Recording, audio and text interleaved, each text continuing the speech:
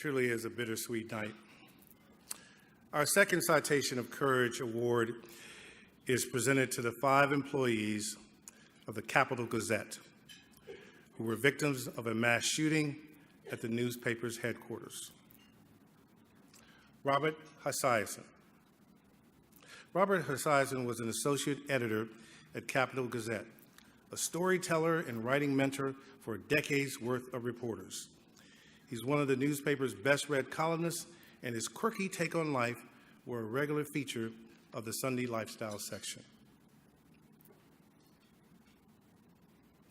Gerald Fishman.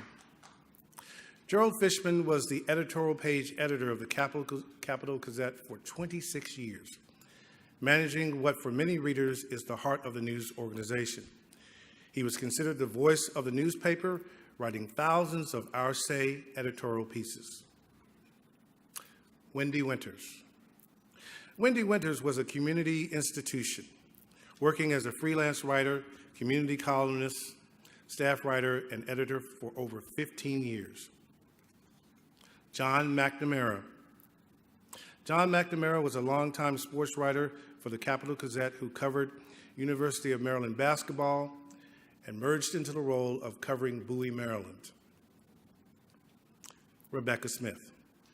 Rebecca Smith was an administrative assistant for the sales department, working to serve advertising clients. She also played an important role as events coordinator for the paper. To learn more about these remarkable people and the dedicated staff of the Capital Gazette, let's watch. When I walked out of the building that day, I thought the paper was dead. I thought it would be the first time that I ever worked at a newspaper where there was just one day where there just wasn't a newspaper. We're the people who report on this, like what's going to happen.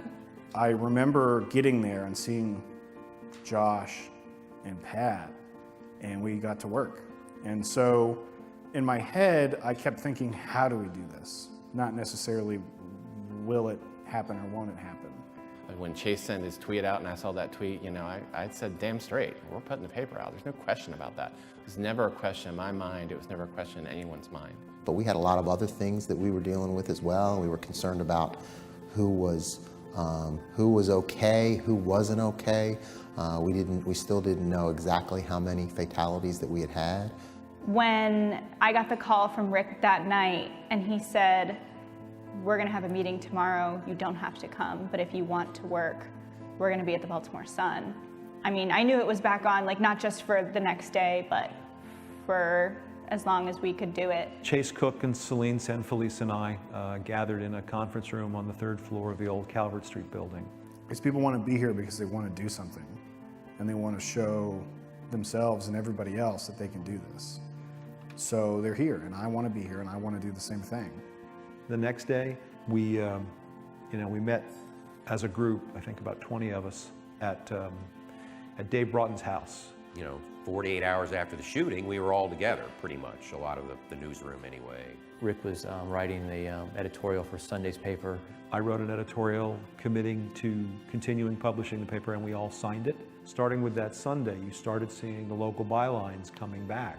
It's been a challenge, and we've made some changes along the way. But I didn't really pick up a camera. Well, that's not true. I did pick up a camera because the Tuesday after the thing happened, the Stanley Cup came to the office, and I photographed that, and I got pictures in the paper the next day. I was off. It was just I came to see the Stanley Cup, and but it felt good to take pictures. Like we joke and like we make fun of each other, and we don't sit in there like very solemn and like crying all the time because you just can't and you don't want to.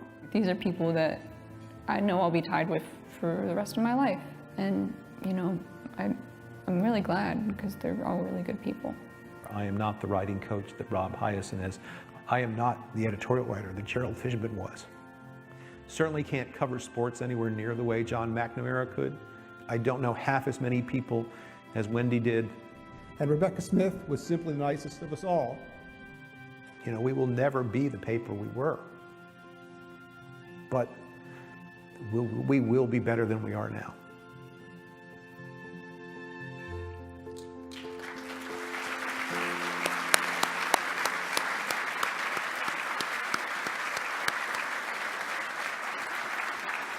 Here to accept the Citation of Courage Award for the Journalist of the Capital Gazette is editor Rick Hutzell.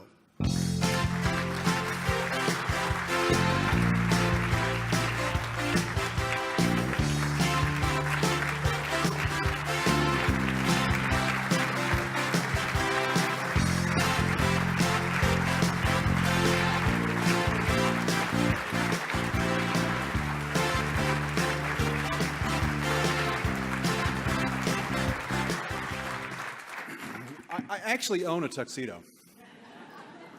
But my day started at 7 o'clock with 63 high school students who we named Outstanding Academic Achievers.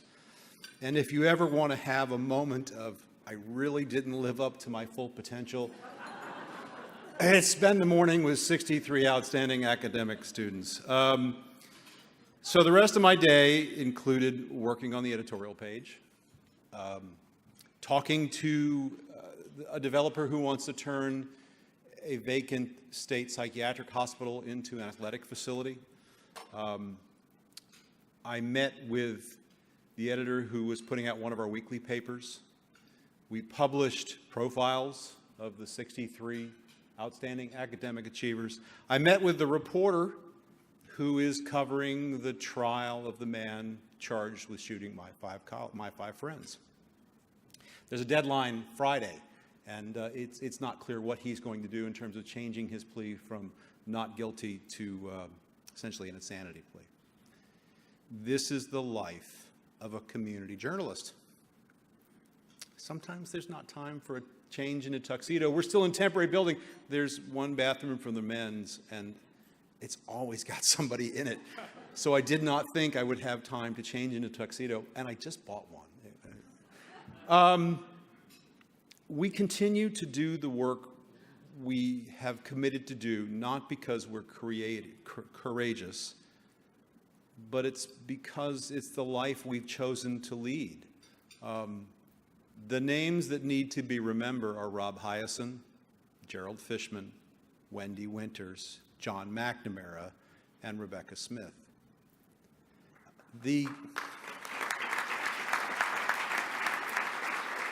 The Committee to Protect Journalists today published a work that included the last works of journalists who died.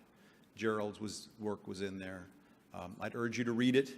It was not his best editorial. It was, the thing you say after a primary election where the results are kind of what you thought they were going to be. But it was the workman-like product of a professional editorial writer who spent his life trying to understand a community. That's what we do. This is a great honor. I really appreciate it. We'll continue to publish our paper. We'll continue to honor the memory of our friends, and I appreciate what you've done tonight. Thank you.